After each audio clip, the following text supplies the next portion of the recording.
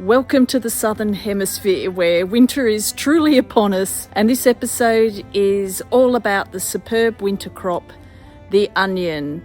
And these are my spring onions, and I grew them myself.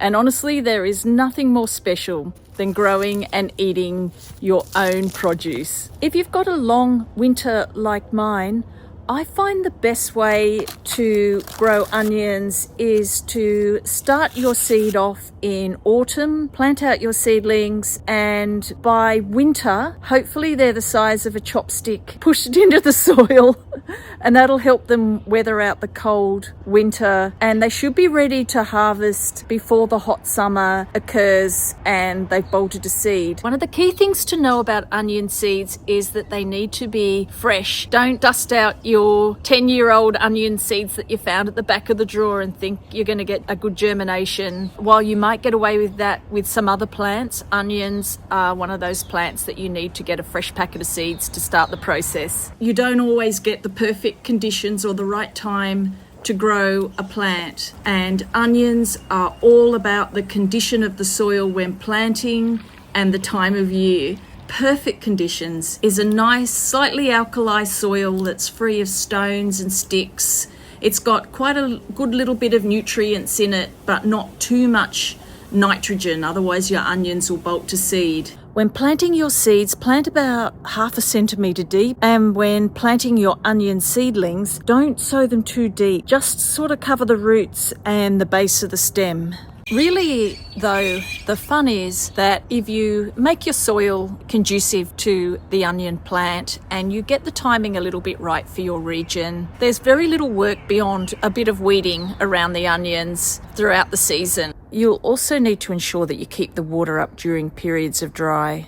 I find using mulch is the best way to keep weeds down throughout the season, and a little bit of hand weeding. And it's a good idea to pull the weeds when they're tiny, otherwise you really are disturbing the roots of the onions if you let giant weeds compete and grow amongst them. I would say one last thing about ensuring that you get a good onion crop. Because they're in the ground for so long, you need to avoid having pets and traffic on your crop. And so I definitely rope off my onion plants to avoid pets and chickens and wildlife stomping all over them. And if you think that they're 6 to 8 months in the ground, then you definitely need a long period of protection. Harvest onions when the foliage starts to yellow and die down. The thick necks that you can see in some of the onions that I harvested are caused by a variety of factors. It could be the onion is a bit immature, or perhaps too much fertilizer, or even some of the varieties have a natural thick neck. They cook the same, but the thing to know about them though is that they don't keep the same as an ordinary onion, and so they'll need to be eaten first. One of the things people will say when you talk about planting onions is don't bother, they're so cheap, you can buy a whole bag full for X amount of money, that's not worth it.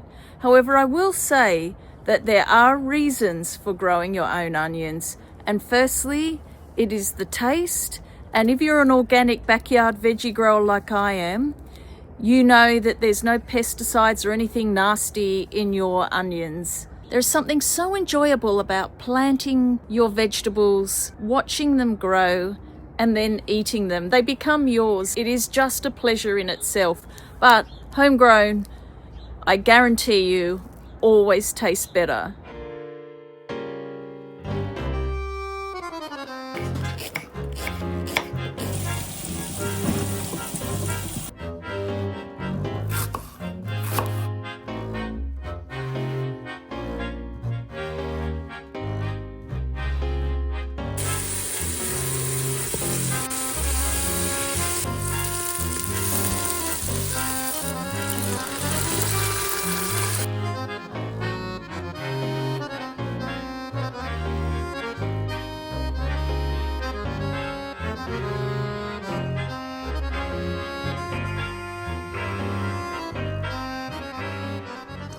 And so that was the end of that whole cycle from planting through to harvest. However, while gardening is a beginning to end process ending at harvest, It's really a cyclical process, and you are always thinking of putting in your next crop. And so I do crop rotation, and that avoids a lot of problems with pests and disease, and it also helps with micronutrients in the soil. I replanted just here some of the spring onions and shallots that can multiply if you dig them up and replant them, and also some clumping onions that I started growing last year. So I've pushed them to the back where I had corn and some other crops last year. I've also am a sucker for a cute little country nursery, and in my travels I picked up a punnet of onion seeds, and I probably did everything that was not the perfect conditions that I talked about in this video, but of course I will get onions.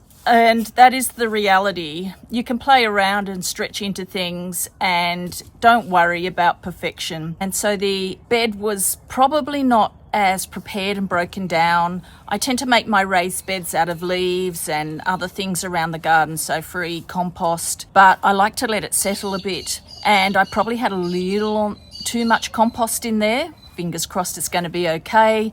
And it was also quite late in the season, so I planted out the punnet in winter solstice. And I have read that once you get to summer solstice, the size of the bulb isn't going to really grow much more beyond that. And so I'm giving myself only 6 months of growth time for these onions.